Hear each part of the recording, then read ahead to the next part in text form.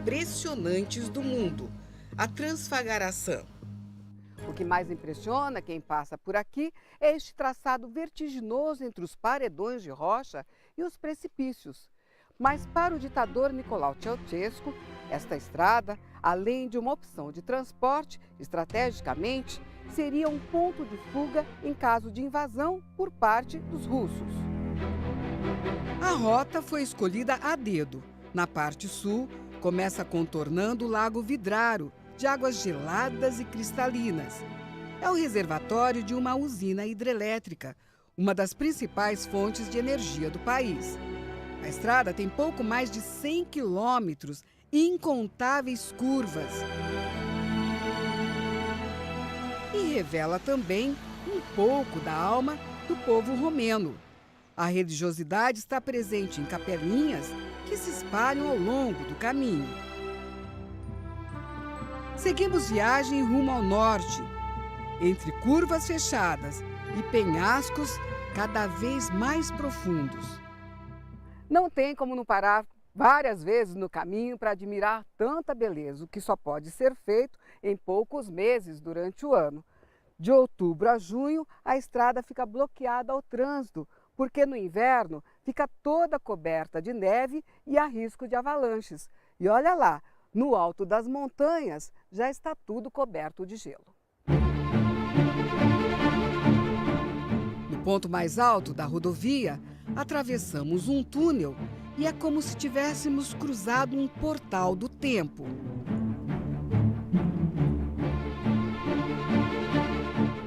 Do outro lado, a neblina cobre os arredores do Lago Baleia. Não é por acaso que a Transfagaração também é conhecida como a estrada para as nuvens. O Lago Baleia fica no meio das montanhas mais altas da Romênia. Mesmo no verão, as temperaturas aqui são amenas. E nesta época, o lago já começa a congelar. A gente consegue tocar aqui na superfície uma fina camada de gelo. Dá até para passar a mão aqui, ó, uma camada fininha, lisinha, e quebrar. No lado norte da cordilheira, a ousadia da construção da estrada fica ainda mais evidente. 6.000 toneladas de dinamite foram usadas para abrir a passagem entre as rochas. Descemos num bondinho, admirando do alto a pista em forma de caracol, serpenteando em costa abaixo, em curvas inacreditáveis.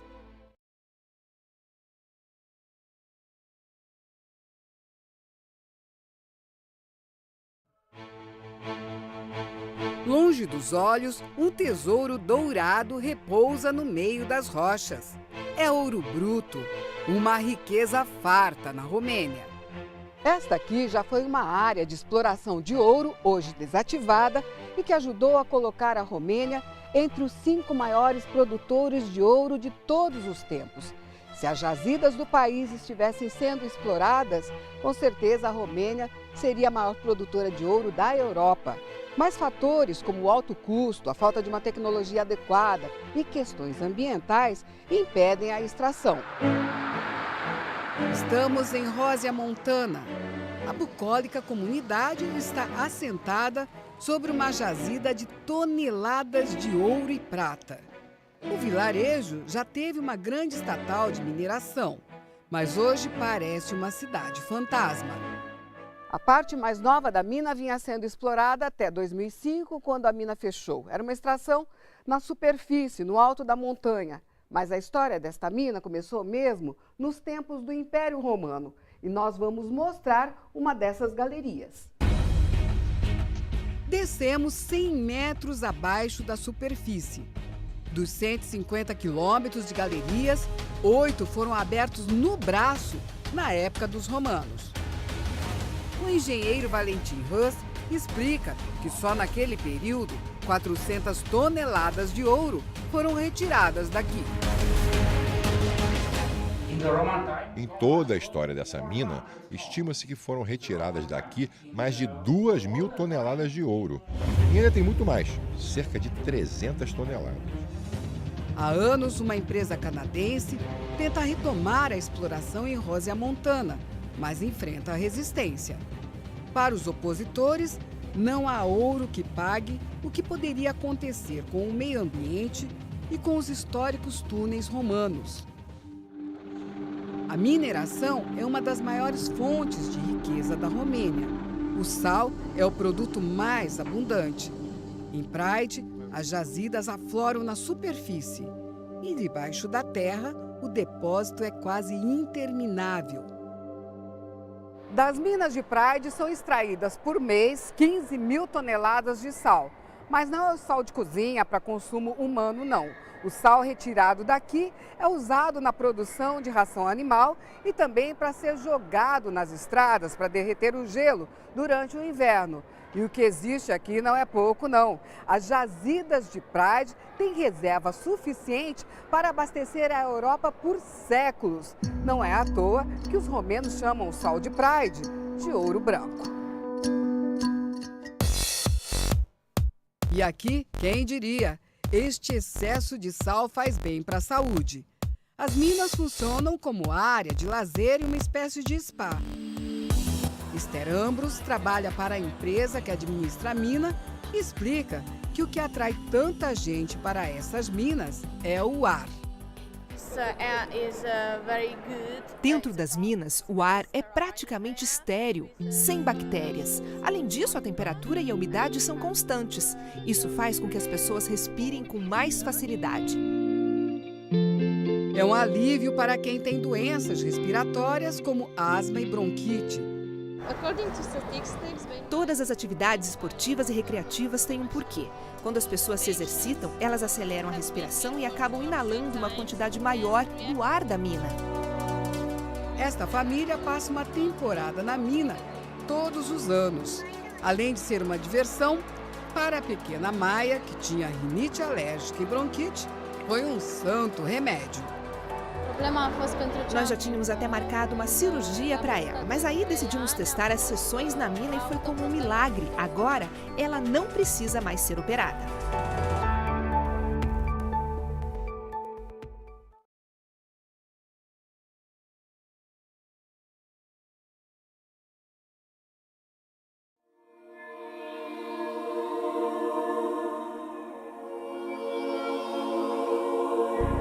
A geografia da Romênia é um mosaico de paisagens. Cadeias de montanhas quebram a monotonia de grandes planícies. No leste do país está o Mar Negro, que banha 6 países. O Mar Negro é a praia dos romenos e de quem mora nesta região do leste europeu.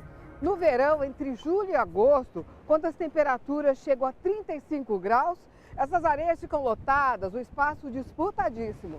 Mas hoje os termômetros estão marcando 8 graus. E com o vento super gelado e forte, a sensação é de muito mais frio. No auge do inverno, quando as temperaturas ficam abaixo de zero, o Mar Negro pode até congelar. No Mar Negro, a água é menos salgada do que nos oceanos e é onde termina um dos mais importantes rios da Europa, o Danúbio. O rio Danúbio percorre um longo caminho até chegar aqui, 3.000 quilômetros, e nesta região se transforma num emaranhado de lagos, lagoas, áreas de pântanos e canais. É o chamado Delta do Danúbio.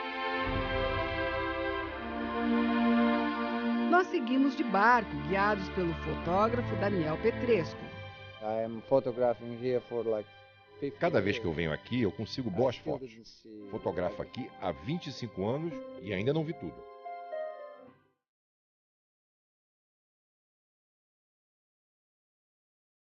O Delta do Danúbio tem 23 ecossistemas naturais e funciona como um grande berçário. É um paraíso para quem gosta de observar aves. Mesmo no outono, quando muitas espécies já migraram para áreas mais quentes.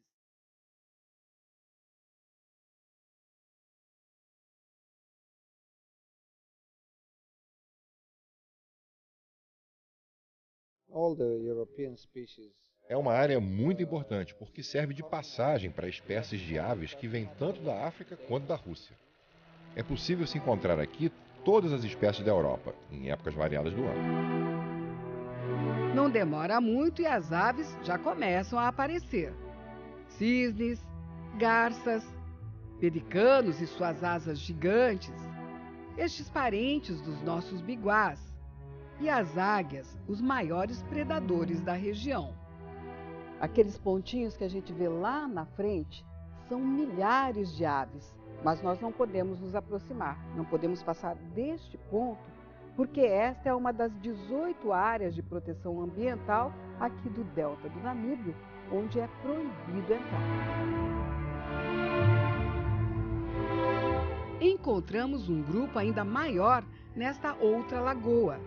São patos mergulhadores que vivem em grandes bandos. Eu nasci nessa região. Tudo em mim está conectado com este lugar. É simplesmente mágico. Já é quase noite e uma revoada de corvos cobre o céu sobre o nosso barco. São milhares de aves. Como não se encantar com um lugar como este?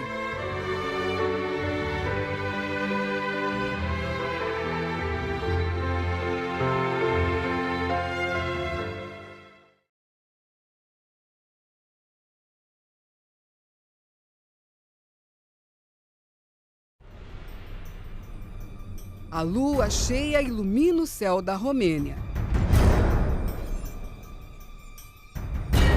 Estamos numa região que é sinônimo de mistério, a Transilvânia. É a terra de Vlad III, um sanguinário monarca do século XV que teria inspirado a criação de um dos personagens mais assustadores de todos os tempos, o Conde Drácula.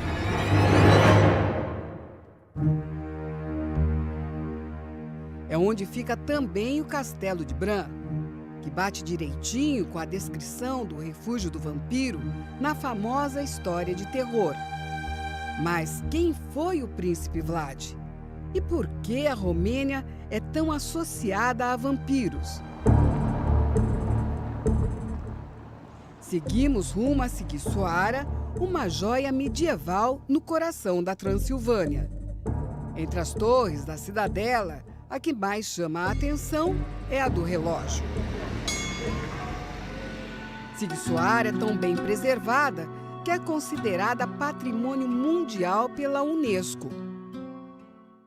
Entre as muitas construções antigas da cidade, uma casa em especial faz com que o turista dê uma paradinha. É a casa onde nasceu Vlad Tepes e onde ele viveu até os 5 anos de idade. Depois a família se mudou para uma outra cidade. Aqui também eles fazem essa associação entre o Vlad Tepes e o Conde Drácula como forma de atrair os turistas. Na casa funciona um restaurante medieval, mas está aberta à visitação o quarto onde nasceu o Vlad Tepes. E nós vamos conhecer. E logo que a gente entra aqui, tem todo esse ambiente preparado e uma brincadeirinha para assustar o turista, mas é só para dar um clima assim mais engraçado. Agora mesmo que a gente vai conhecer o quarto onde o Vlad Tepes nasceu. Do quarto original do príncipe não sobrou muita coisa, mas nas pinturas vemos que a forma como ele executava os inimigos justifica a fama de sanguinário, o empalamento.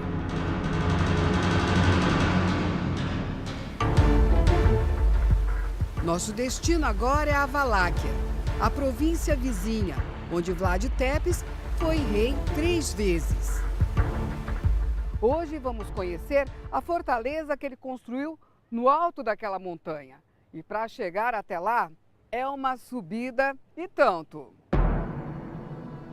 É um local estratégico, de acesso difícil. Aqui é só o começo da subida. Pela frente nós temos 1.480 degraus para chegar até o castelo de Poenari. Haja fôlego, hein? Desde já. A trilha segue em zigue-zague pela floresta. Mesmo subindo sem pressa, é preciso ter preparo físico. No meio da caminhada tem um banquinho aqui para sentar, para quem não precisar tomar um fôlego, dá para descansar. Deixa eu ver o que está escrito aqui. Faltam 510 degraus, isso quer dizer que nós já subimos 970. Vamos lá, 510 para frente. Os degraus são largos, mas parecem intermináveis.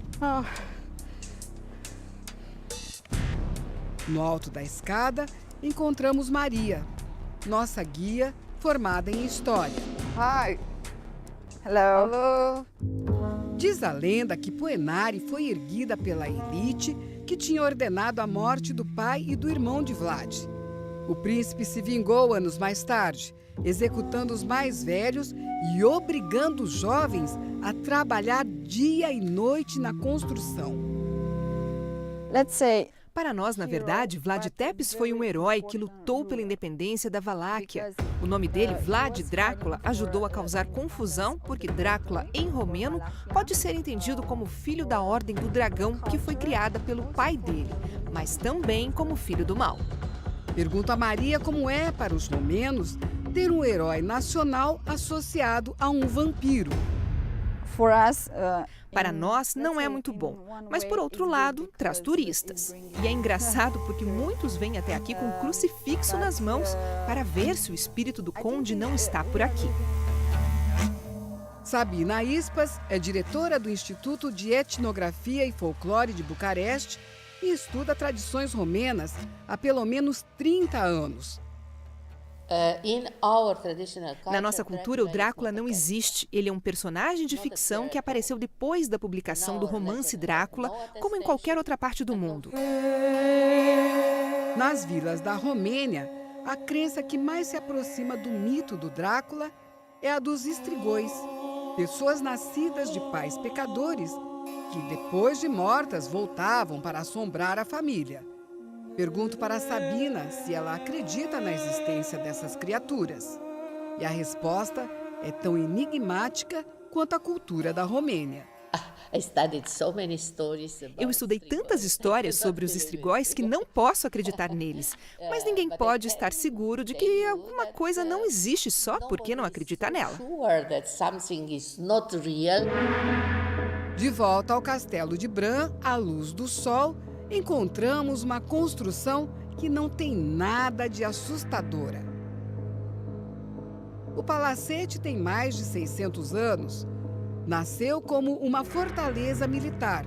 Foi posto de coleta de impostos, casa de reis e rainhas, museu na época do comunismo. Hoje, de volta aos herdeiros da família real, está aberto aos turistas que fazem fila para conhecer o famoso castelo. De quem mesmo? Do Drácula. A portuguesa Nilce esperava ver mais referências do vampiro. Não, o Drácula não tem, né? Mas de verdade é mais bonito do que eu pensei. Alexandra, que trabalha no castelo como guia, diz que até mesmo os romenos vêm até Bran atraídos pelo mito do vampiro. You're looking for Vlad the Impalers. Se você estiver procurando pelo castelo do Vlad, este não é o lugar. Ele só ficou aqui alguns dias como prisioneiro. Agora, se o que você quer ver é o castelo do vampiro da ficção, então você está no lugar certo. O Castelo de Bran é um dos pontos turísticos mais visitados do país. Recebe mais de 500 mil de visitantes por ano. Um castelo tão cheio de histórias também tem os seus mistérios. E uma passagem secreta que existe desde que o castelo foi construído na Idade Média. Essa passagem era por dentro de uma lareira e foi descoberta em 1926, quando o castelo passou por uma grande reforma. E para onde será que essas escadas nos levam? Para este corredor estreitinho, todo de pedra, mas em caso de perigo, essa passagem secreta era usada. E quem ia desconfiar que a rota de fuga seria por dentro de uma lareira? A passagem termina num grande salão e facilitava o acesso dos soldados aos andares mais altos em caso de ataque. Na época da realeza, era a sala de música. Com 57 cômodos distribuídos em 4 andares, o Castelo de Bran é um dos imóveis mais caros do mundo. Está avaliado em quase 400 milhões de reais, mas não está à venda. Aos interessados numa nova proposta, Alessandra faz um alerta. A gente já precisou ficar aqui de noite e a gente acredita que ouviu alguns barulhos estranhos, alguns passos. Talvez o mundo não seja só o que a gente vê, talvez seja mais.